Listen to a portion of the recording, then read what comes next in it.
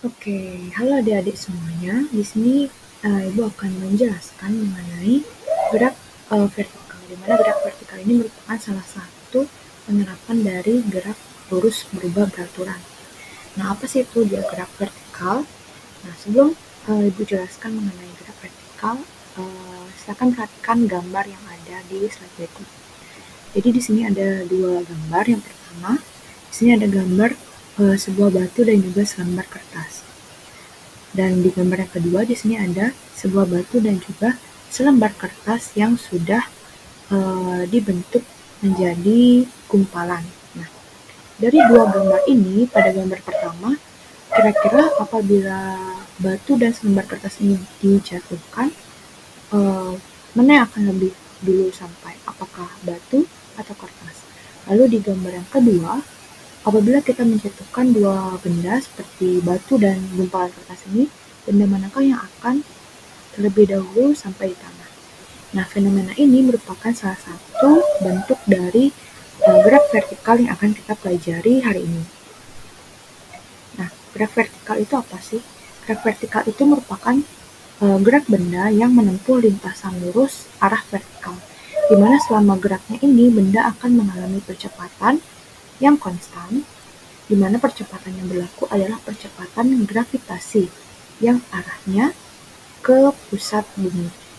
Jadi, bila ada benda-benda yang bergerak vertikal ke atas maupun ke bawah, dia akan mengalami percepatan yang konstan, yang berarti dia adalah salah satu fenomena gerak lurus berubah beraturan, percepatannya konstan, dengan arah percepatannya itu sendiri merupakan percepatan gravitasi bumi yang arahnya ke pusat bumi. Nah, gerak vertikal ini memiliki beberapa jenis. Yang pertama ada gerak jatuh bebas atau GJB, lalu ada gerak vertikal ke atas, dan juga ada gerak vertikal ke bawah. Ketiganya merupakan fenomena dari gerak lurus berubah beraturan. Nah, pertama kita membahas mengenai gerak jatuh bebas. Nah, gerak jatuh bebas ini merupakan gerak suatu benda yang memiliki kecepatan awalnya di sini sama dengan 0 atau V0-nya sama dengan 0. Nah, contohnya seperti tadi, seperti sebuah batu dan juga selembar kertas yang dikepalkan. Nah, apabila mereka dijatuhkan dari ketinggian yang sama, maka karena dia dijatuhkan, jadi kecepatan awalnya atau V0-nya sama dengan 0. Nah, jika selama benda itu jatuh, hambatan udaranya diabaikan, maka percepatannya akan konstan atau tetap. Jadi percepatan yang digunakan adalah percepatan dari gravitasi bumi itu sendiri, di mana percepatan gravitasi bumi adalah 9,8 atau biasanya kita gunakan 10 meter per sekon kuadrat.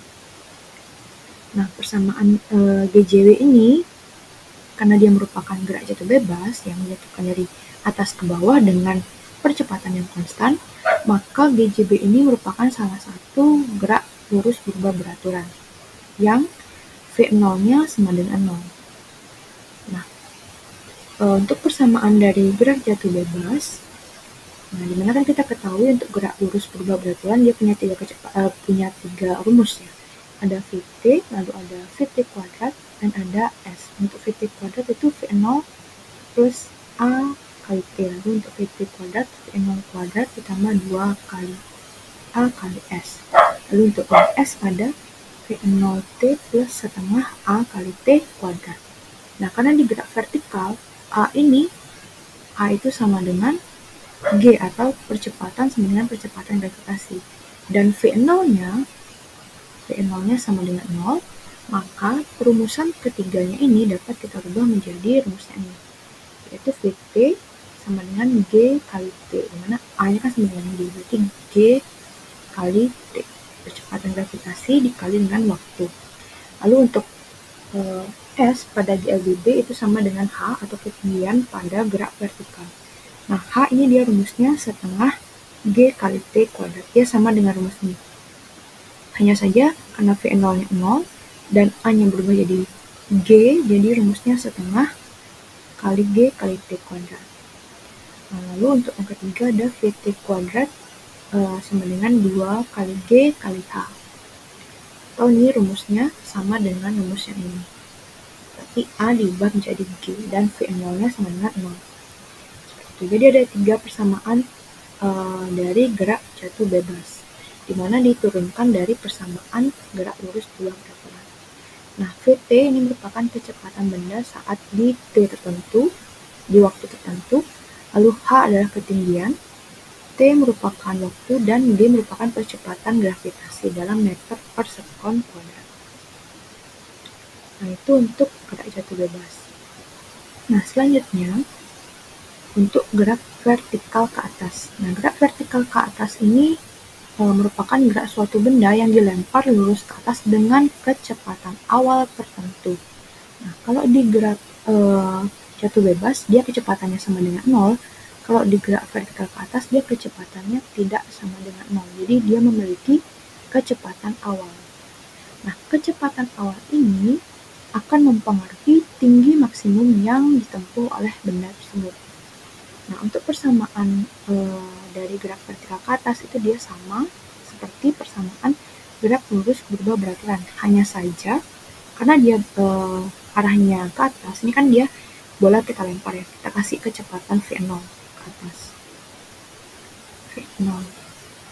Nah, V0 ini dia arahnya ke atas, sedangkan percepatan gravitasi kita tahu arahnya ke pusat bumi, berarti ke bawah. Nah, ini merupakan G. Nah, jadi antara vektor kecepatan awal dengan vektor dari percepatan gravitasi dia berlawanan arah, sehingga gerak vertikal ke atas ini mengalami persamaan GLBB diperlambat, sehingga nantinya nilai dari G ini dia bernilai minus, sehingga rumusnya menjadi Vt sama dengan V0 minus G kali T. Dan untuk H, V0T minus setengah GT kuadrat, dan untuk VT kuadrat minusnya V0 kuadrat min 2 kali G kali H. Jadi untuk di gerak vertikal ke atas, V0 kita akan perhitungkan karena dia saat kita melempar bola ke atas, kita memberikan kecepatan awal tertentu. Nah, dimana untuk keterangannya masih sama, Vt merupakan kecepatan saat di waktu tertentu, V0 adalah kecepatan awal benda, H adalah ketinggian, dan T merupakan waktu dalam sekon. Nah, selain 3 persamaan ini dalam gerak vertikal ke atas, ada biasanya beberapa soal yang menanyakan terkait dengan waktu tempuh bola saat sampai di puncak atau ketinggian maksimum yang dicapai oleh bola. Nah, untuk mengetahui atau menghitung besarnya waktu maksimum yang dicapai bola saat di puncak, kita dapat rumuskan dengan persamaan T maksimum sama dengan V0 per G, atau kecepatan awal dibagi dengan percepatan gravitasi yang dialami oleh bola. Nah, sedangkan untuk mencari ketinggian maksimum bola dapat dicari dengan persamaan H maksimum sama dengan V0 kuadrat per 2 kali percepatan gravitasi. Nah, kedua rumus ini akan memudahkan kita untuk mencari kecepatan maksimum benda saat berada di puncak, waktu maksimum benda maksudnya yang ada di puncak, dan juga ketinggian maksimum benda atau bola saat berada di puncak. Nah, selanjutnya kita akan membahas mengenai gerak vertikal ke bawah. Nah, berbeda dengan gerak vertikal ke atas, untuk gerak vertikal ke bawah ini lebih mirip ke gerak jatuh bebas. Hanya saja untuk gerak vertikal ke bawah ini dia memiliki kecepatan awal tertentu, yang berarti pada GVA atau gerak vertikal GVB atau gerak vertikal ke bawah ini dia V0-nya tidak sama dengan 0. Nah, contohnya ketika kalian bermain bola basket, kan kalian mendorong bolanya ke arah bawah dengan kecepatan awal tertentu. Nah, itu termasuk ke dalam gerak vertikal ke bawah atau GVB. Jadi bedanya dengan gerak jatuh bebas adalah di kecepatan awalnya. Kalau di gerak jatuh bebas, V0-nya adalah 0, sedangkan di gerak vertikal ke bawah, V0-nya tidak sama dengan 0. Nah, karena dia gerak vertikal ke bawah ini, percepatannya kan searah dengan kecepatannya. Jadi kan kecepatannya ke arah bawah nih. Ini V0. Dan percepatan gravitasinya juga ke bawah. Nah, ini G-nya. Jadi nanti persamaan yang kita gunakan untuk gerak vertikal ke bawah itu sama dengan persamaan untuk GLBB dipercepat. Di mana persamaannya adalah Vt sama dengan V0 plus G kali T, lalu H sama dengan V0 kali T plus setengah Gt kuadrat, dan Vt kuadrat adalah V0 kuadrat plus 2 kali G kali H. Jadi bedanya dengan gerak vertikal antara gerak vertikal atas dan bawah itu ada pada nilai plus dan minusnya. Baik, mungkin sekian penjelasan mengenai gerak vertikal yang dapat Ibu jabarkan. Untuk latihan-latihan soal selanjutnya akan Ibu berikan di lain waktu. Terima kasih.